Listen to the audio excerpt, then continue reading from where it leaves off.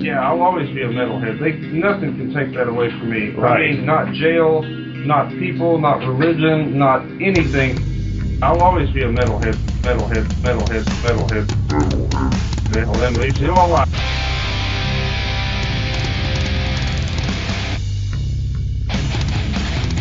You're listening to the Great Metal Debate Podcast.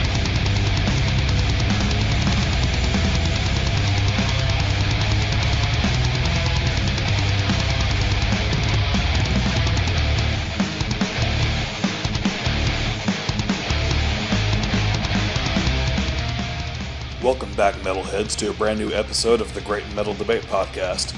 It's Xander back again with another album review.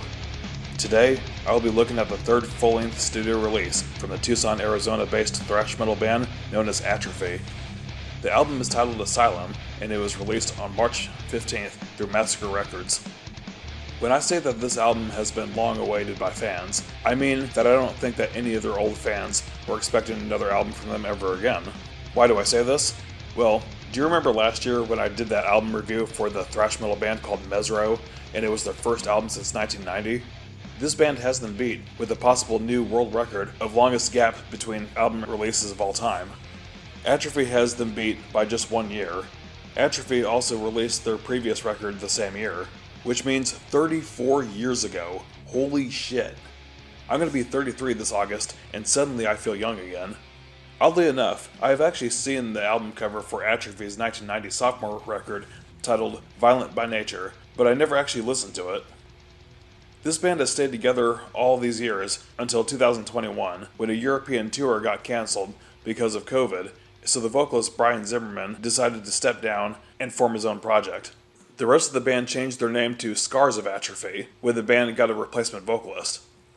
So Brian continued to use the original name, but with the new members.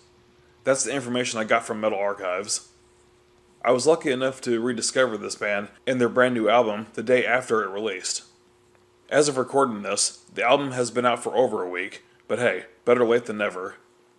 Thanks to a side link on YouTube, the first song I heard was titled High Anxiety, and it honestly blew me away with the same type of grooviness as Mezzrow.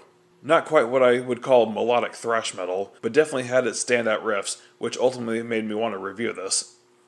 After finding out that it's another 3-decade-long hiatus type of band, I thought that there's no way in hell that I'm not reviewing this.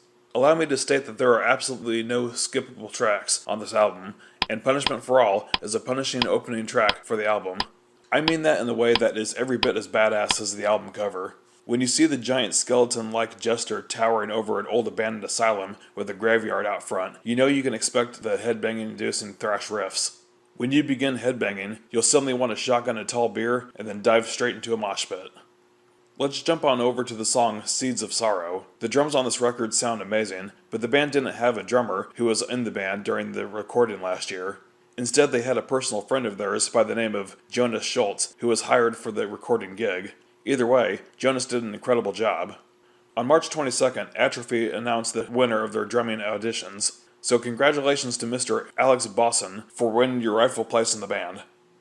Mark Coughlin and Nathan Montavlo continue to deliver those tasty guitar riffs, which can be further analyzed in an entire runtime, but for now we'll focus on them being the reason distortion is among one of my favorites.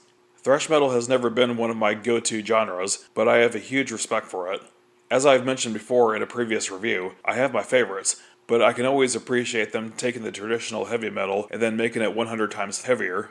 Most thrash metal doesn't even rely on as many blast beats as other bands because the main focus comes from the riffs. The song American Dream features Craiglin Lum, who is the guitarist of Heathen. Close My Eyes is a track that begins with a bit of a rock ballad that doesn't overstay its welcome. In fact, it reminds me of something that you would have heard in the Alice in Hell album from Annihilator, but with a slight mimic of Millie's voice from Creator. Despite its slow start, it quickly kicks into gear for yet another thrash metal banger. When I looked up the bass player for this record, I was happy to learn that it was none other than Josh Gibbs. He has previously worked with notable bands like Solstice and Malevolent Creation, as well as many others. He showcases his talent on every song, but in particular, he is one of the reasons why a song like The Apostle is such a ripper. 5 Minutes Till Suicide is an epic closing track, which is the longest song on the album, surpassing the length of Close My Eyes by only 4 seconds. So how do I feel about a thrash metal record that is just under 2 weeks shy of 34 years apart from the previous record? I would say it's a whole hell of a lot better than bands who wait over a decade to finally drop new music. I never listened to their first 2 records before this album, so I'm going to take a break from writing this review to sample some of the songs from the 1990 album Violent by Nature. That way I can make a quick comparison. Okay, I'm back. I just listened to the first 5 songs, and I can tell you that they were definitely good for their time, but the songs haven't aged particularly well. Plus, the old analog production is very rough. Road Racer Records was Roadrunner Records before the label changed their name, and they were a recording studio still in their infancy. In most cases, you can't blame the band for poor mixing or mastering, but signing with Massacre Records was definitely a step in the right direction, quality-wise. As for the nearly full lineup change, it was probably for the best, as I have come to thoroughly enjoy this Asylum record from front to back. This is an outstanding thrash metal release for 2024, and I'm going to rate Asylum by Atrophy a solid 7.5 out of 10.